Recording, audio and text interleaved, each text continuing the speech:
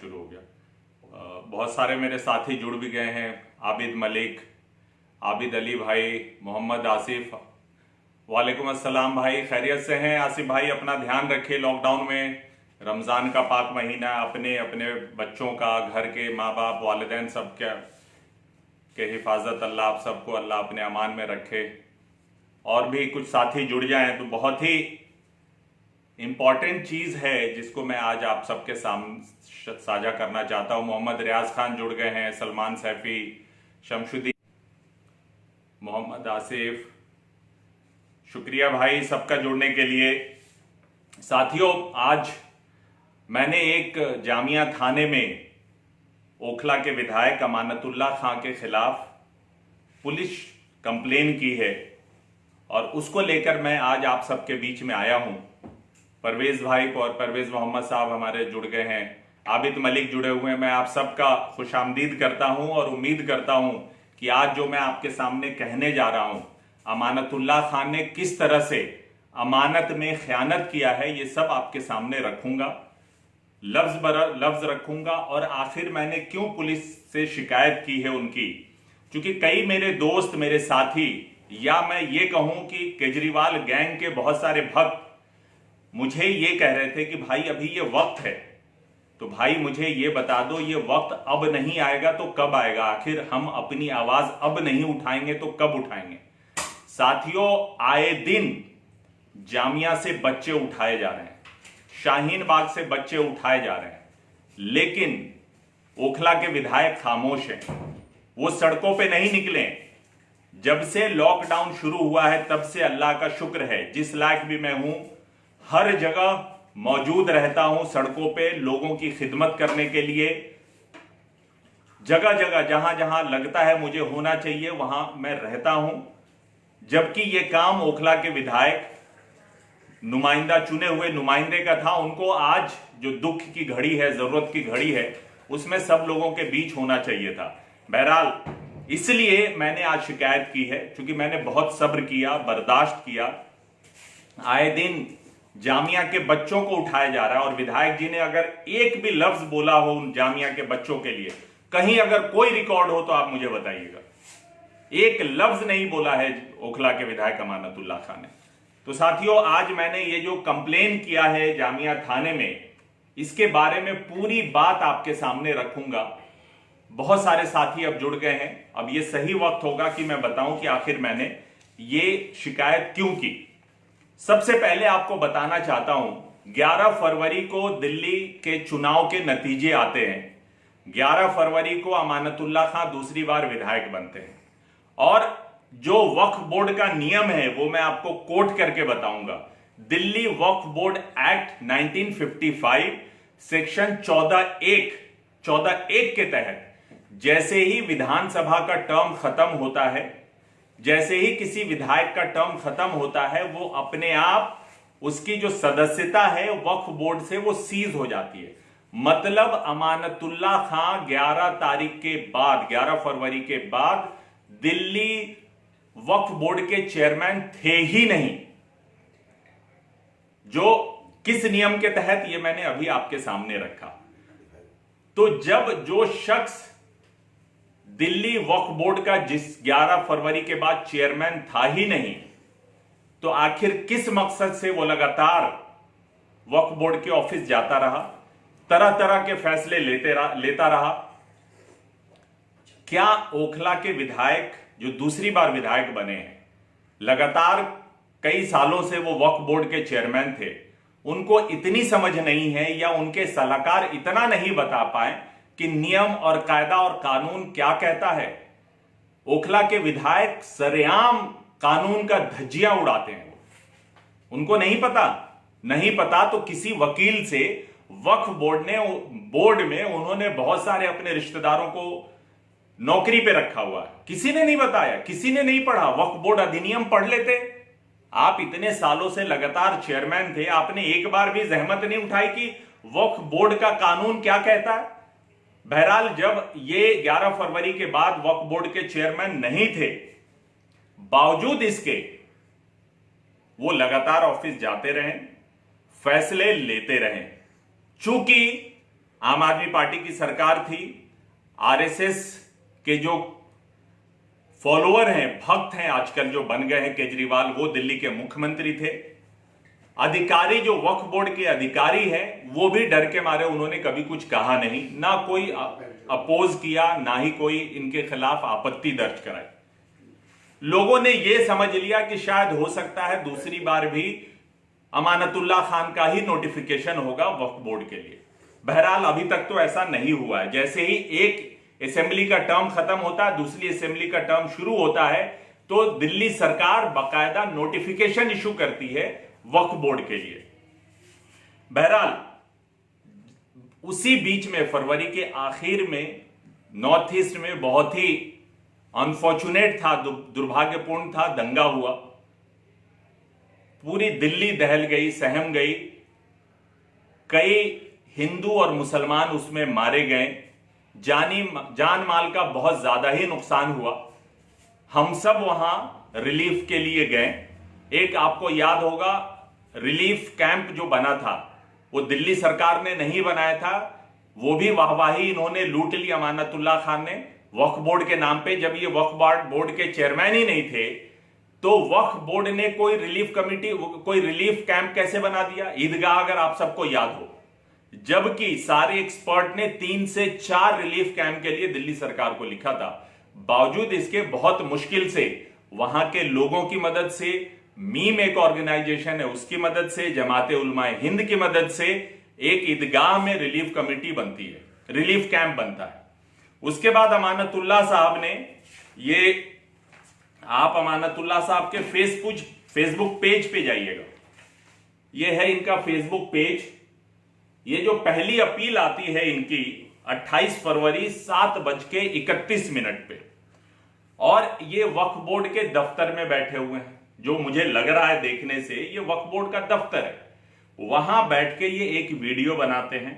उस वीडियो के ऊपर टेक्स्ट में लिखा होता है कि जो नॉर्थ ईस्ट दंगे से मुतासरीन हैं उनकी मदद करने के लिए दिल्ली वक्फ बोर्ड में लोगों से अपील की गई कि आप पैसा जमा कीजिए और सामान जमा कीजिए, ताकि रिलीफ जो है वो वक्फ बोर्ड के जरिए जाएगा। लेकिन अफसोस की बात, वहां वक्फ बोर्ड का अकाउंट नंबर साझा नहीं किया गया। वहां पे क्या साझा किया गया? अमानतुल्लाह खान ने अपना पर्सनल अकाउंट साझा किया। यह साजिश है। एक आदमी जो वक्फ बोर्ड का उस वक्त चेयरमैन नहीं था, उसने वक्फ बोर्ड के नाम पे अपील की। दूसरी साजिश, वक्फ बोर्ड का अकाउंट नंबर दे देते तो मैं यह समझ लेता कि चलो वो पैसा वक्फ बोर्ड के पास आया है, सरकार के पास आया है, सरकार के किसी ऑर्गेनाइजेशन के पास आया है, और उम्मीद है कि उस पैसे में कोई घोटाला नहीं होगा, वो उस पैसे का सही और जायज जगह पे इस्तेमाल होगा। लेकिन वो पैसा अमानतुल्लाह खान ने अपने अकाउंट में जमा करवाया। उसके अलावा पूरे दिल्ली के तमाम मस्जिदों में ऐलान किया गया।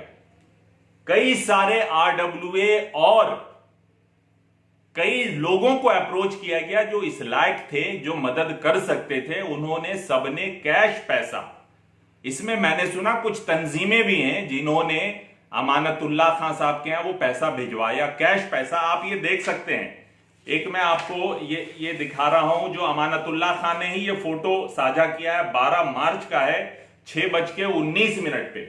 ये लगभग 40 लाख रुपया ये खुद कैश ले रहे हैं, अपने हाथों से रिसीव कर रहे हैं। ये लिखा हुआ है। सोचिए, इतना सारा पैसा इकट्ठा हुआ, इतना सारा कैश पैसा इकट्ठा हुआ। लोगों ने ताउन किया किसके नाम पे?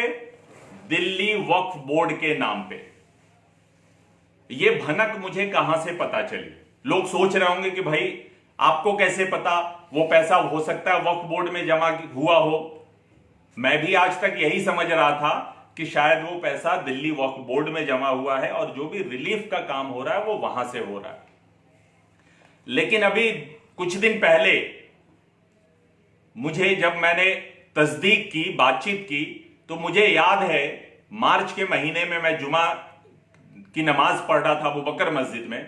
उसमें एक ऐलान होता है, हमारे जो इमाम साहब हैं उन्होंने ऐलान किया कि नॉर्थ ईस्ट दंगों के मुतासरीन के लिए दिल्ली वक्फ बोर्ड पैसा जमा कर रही है। आप सबसे गुजारिश है कि इसमें ताउन करें। हमारे कॉलोनी के लोगों ने अबू बकर मस्जिद में ताउन किया, लगभग 80,000 रुपया जमा हुआ। उसके बाद यह पता चला कि वो वक्फ बोर्ड में जमा हो गया है वो पैसा। लेकिन जब हमने तहकीकात की कि भाई कोई रसीद तो आई होगी दिल्ली वक्फ बोर्ड की, जब हमने पता किया तो पता चला कि वो पैसा अमानतुल्लाह खां के घर जमा कराया गया और उस रसीद में वो फर्जी रसीद अबू बकर मस्जिद को दी गई। उस रसीद पे वो कोई सरकारी रेफरेंस नंबर नहीं है, दिल्ली वक्फ बोर्ड की वो रसीद नहीं है। उस पे जो मुहर लगा है और ऊपर लिखा हुआ है बड़े बड़े लफ्जों में दिल्ली वक्फ बोर्ड और छोटा सा रिलीफ कमेटी। दोस्तों यही है फर्जीवाड़ा।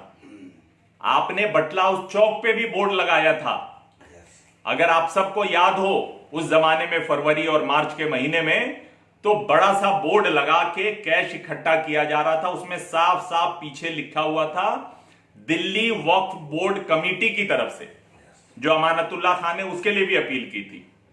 और मैंने जो मेरी जानकारी या जो मैंने सुना है, करोड़ों रुपया उनके अकाउंट में आए और उनके पास कैश आए। और अफसोस की बात यह है कि उसमें से एक रुपया भी दिल्ली वक्फ बोर्ड में जमा नहीं कराया गया। तो फिर वो पैसा गया कहां? मैं यही तो कह रहा हूं कि इसकी जांच होनी चाहिए, सरकार इसकी जांच करे, पुलिस इसकी जांच करे कि क्या करोड़ों रुपया अमानतुल्लाह खान ने गबन तो नहीं कर लिया, साजिश के तहत हड़प तो नहीं लिया, कहीं अपनी रिश्तेदारों में तो नहीं बांट दिया बिल्डिंग बनाने के लिए। इसी बात को लेकर मैंने आज ये कंप्लेन किया है। और लॉकडाउन, दोस्तों जब लॉकडाउन हुआ, अब मैं थोड़ा सा और आपको बताना चाहता हूं कि जब लॉकडाउन हुआ तब जो एक वहां पे रिलीफ कैंप चल रहा था ईदगाह में, आप सबको याद होगा मुस्तफाबाद में, ओखला के बहुत सारे लोग मुझे मिलते थे जब मैं रिलीफ के लेकर जाता था। मुझे आज तक कभी न विधायक के लोग मिले, हो सकता है गए होंगे, मुझे नहीं पता। आज भी ईदगाह में जितने लोग हैं, दिल्ली सरकार ने सोशल डिस्टेंसिंग के नाम पे वो रिलीफ कैंप को वहां से बंद करवा दिया, जबरन बंद करवाया। और वो आज भी शिव विहार के लोग, दंगे से मुतासरीन लोग आज भी दर दर भटक रहे हैं। वहां किसी के पार्किंग में सो रहे हैं, किसी ने के घर में सो रहे हैं, जिनके पास जगह नहीं है वो सड़कों पे सो रहे हैं। फिर आपने ये कौन सा ड्रामा किया, करोड़ों रुपया कौम को जज्बाती अपील करके कौम से पैसा लेकर, वो पैसा आखिर क्यों नहीं उन लोगों तक पहुंचा जो नॉर्थ ईस्ट दंगे के मुतासरीन थे?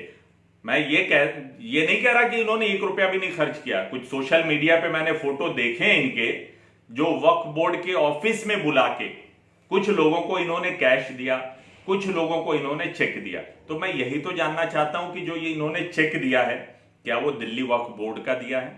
जो कैश दिया है वो कहां से दिया है, किस अकाउंट से दिया है? और मेरा सवाल सीधे सीधे अमानतुल्लाह खां से है कि अमानतुल्लाह खां बताएं कि क्या 11 फरवरी के बाद वो दिल्ली वक्फ बोर्ड के चेयरमैन थे?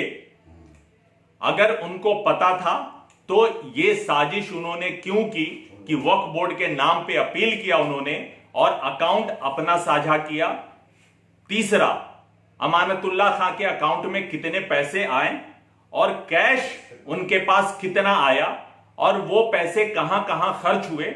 मैं अपील करता हूं कि वो सारा अकाउंट पब्लिक में साझा करें।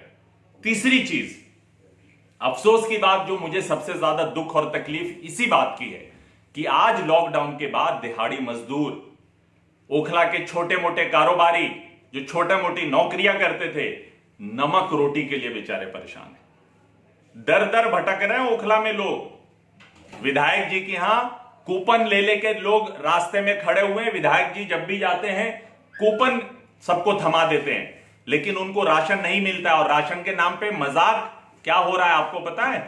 दिल्ली सरकार ने शुरुआत के महीने में 5 किलो गेहूं और 1.5 किलो चावल दे रही थी। अब बताइए इस लॉकडाउन में वो गेहूं बेचारे क्या करेंगे, जिसको अब बढ़ा के 7 किलो गेहूं और 3 किलो चावल, ये एक फैमिली को। और ये केजरीवाल गैंग और अमानतुल्लाह साहब कहते हैं हमने पूरा ओखला के लोगों को दिया। लेकिन जो नॉर्थ ईस्ट दंगे के नाम पे करोड़ों रुपया इकट्ठा किया गया था, अफसोस की बात है जब मुझे पता चला, बहुत दुख हुआ कि अमानतुल्लाह खान साहब अपने ओखला के अमीर दोस्तों को, कुछ तो ऐसे बिल्डर हैं जिसकी हैसियत बहुत ज्यादा है, उनको VIP kit, VIP ration kit उसी पैसे का पहुंचा रहे हैं। रमजान का पाक महीना है, अगर अमानतुल्लाह खान सामने आके कह दें कि ओखला के लोगों को, जो बड़े बड़े बिजनेसमैन हैं, जो बड़े पैसे वाले हैं, उनको अगर वीआईपी राशन किट नहीं पहुंचाया तो जो कहेंगे मैं मानने के लिए तैयार हूं। और वो इस वीआईपी किट, वो जो वीआईपी राशन किट है, ड्राई फ्रूट्स, खजूर, बहुत ही उम्दा आला किस्म का खजूर, रूअफ़ज़ा, बासमती चावल, यहां लोग नमक और रोटी के लिए लड़ रहे हैं, थोड़े से खिचड़ी के लिए, थोड़े से चावल के लिए, रूखा सूखा चावल पेट भरने के लिए लोग संघर्ष कर रहे हैं। लेकिन विधायक जी, आप अपने अमीर दोस्तों को और ओखला के कई बिल्डरों को वीआईपी राशन किट देते हो, यह बहुत ही शर्म की बात है, शर्मनाक बात है। और मैं बहुत ही कठोर निंदा करता हूं आपकी।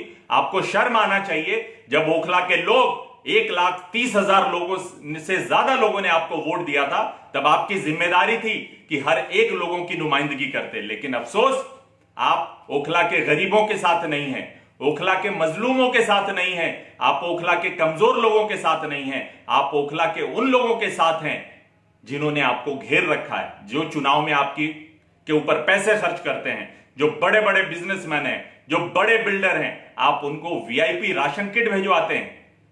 विधायक जी, आप इससे पहले सोच लेते, नजारा देख लेते। यहां लोगों का रेला घूमता है राशन के लिए, लोग दर दर भटक रहे हैं, औरतें दर दर भटक रही हैं राशन के लिए। उनका बस इतना तवक्को है कि किसी तरह से नमक और रोटी मिल जाए उनको और उनके बच्चों को। और विधायक जी, आप वीआईपी राशन किट बांट रहे हैं। साथियों, यही सब मुद्दा था जिसके वजह से मैंने आज पुलिस कंप्लेन किया है। मैंने कई बार यह आवाज उठाई, मुझे बहुत दिनों से पता था, लेकिन कोई कभी भी, न केजरीवाल न अमानतुल्लाह साहब, किसी भी विपक्ष के लोगों का जवाब देना पसंद करते हैं। ये बिल्कुल हिटलर और तानाशाह तरीके से अपने सिस्टम को चलाते हैं।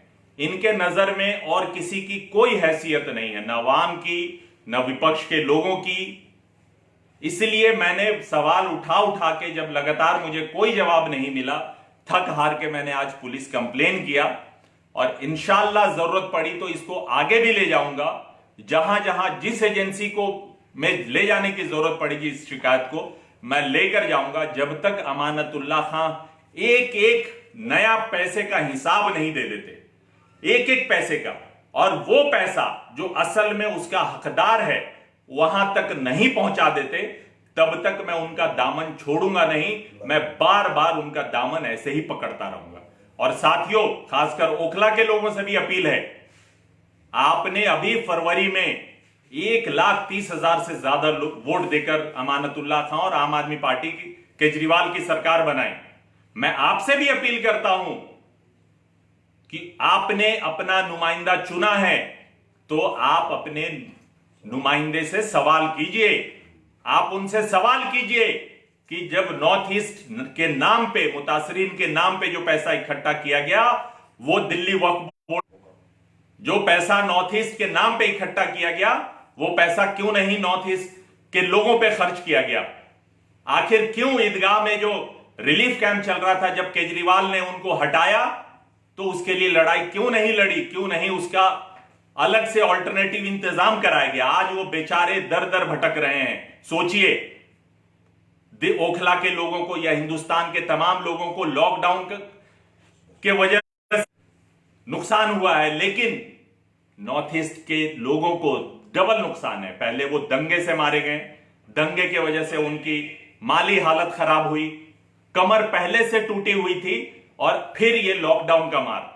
बावजूद इसके उसका हक जो अमानतुल्लाह खान ने दिल्ली वक्फ बोर्ड के नाम पे इकट्ठा किया था, साजिश के तहत वो उन लोगों तक ना पहुंचा के यहां ओखला में वो अपने अमीर दोस्तों को वीआईपी किट बांट रहे हैं और लोग दर दर भटक रहे हैं नमक रोटी खाने के लिए। तो साथियों, ओखला के तमाम लोगों से मैं गुजारिश करूंगा कि आप विधायक जी से सवाल करिए। मुझे पता है कि विधायक जी फोन ऑफ करके लापता हैं, बहुत कम दिखे। जब से लॉकडाउन हुआ है तब से शायद ही किसी ने उनको देखा हो, लेकिन बावजूद इसके मैं कहता हूं आप उनके दामन को थामिए, पकड़िए, सवाल कीजिए कि आखिर उन्होंने ऐसा क्यों किया। जो नॉर्थ ईस्ट का पैसा था वो क्यों हड़प लिया इन्होंने, आखिर वो पैसा क्यों अपने वीआईपी अमीर दोस्तों पे वीआईपी राशन किट बना के खर्च कर रहे हैं। साथियों, आप सबका शुक्रिया अदा करता हूं जो आज इस सफर में जुड़े रहे। ये लड़ाई मैं लगातार मजबूती से लड़ता रहूंगा जब तक ये लड़ाई को किसी अंजाम तक ना पहुंचा दूं। तो आप इसी तरह से मेरा हौसला अफजाई करते रहिएगा। कोई भी सवाल हो, मैं हर सवाल का जवाब देने के लिए हर वक्त तैयार हूं। न मेरा फोन ऑफ होगा, न मैं छुप कर भागने वाला हूं, न डर के भागने वाला हूं। मैं आपके हर सवाल का, हर कड़वे से कड़वे सवाल का भी जवाब दूंगा। और आप अगर मेरी बात से इत्तेफाक रखते होंगे तो इस वीडियो को ज्यादा से ज्यादा शेयर कीजिए ताकि केजरीवाल जी तक मेरी आवाज पहुंचे, इनके कानों में जूं रेंगे और ये जगे, अपने नींद से जगे और आज जो आवाम परेशान है उसकी परेशानी को दूर करें। बहुत बहुत शुक्रिया साथियों।